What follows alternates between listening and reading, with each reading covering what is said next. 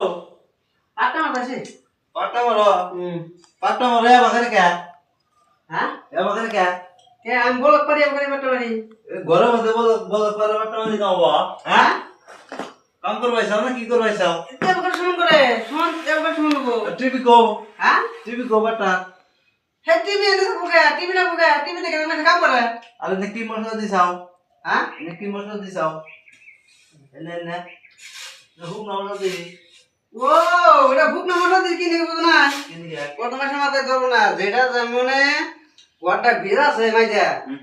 ও মাইজা ভিজা আছে দেখে ভুক না মাথা দিয়ে মই করে নিলাম ভেজাটা কিন্তু ভিজে গেল গা না এই বস্তুটা পানিটা রসটা টানবো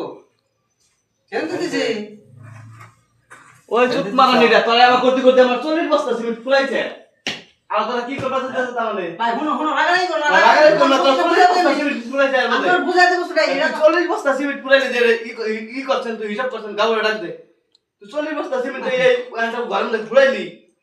আমাকে তো হুক না মশলা দিতা থা তোরা কেমন পুট কি করবা খাইছে রে না গর করবা যায় আমরা আজকে তো করে আজকে হিসাব করছেন আমরা আমরা আজকে তো আমরা রাস্তায় কাম করি না কয়টা হাজিরা আজকে তো কয়টা হাজিরা গেল হাজির তো যাবো অনেক কত 20 জন 22 জন মাস না গাড়ি নিমার তো 20 জন 22 জন মানুষের কথা বাদ দে এনে তোর আজকে 6 দিন কাম করলি হুম 3 জনে কাম করতে যা 318 হাজিরা তারপরে 14 বস্তা সিমেন্ট আজকে তো গেল কা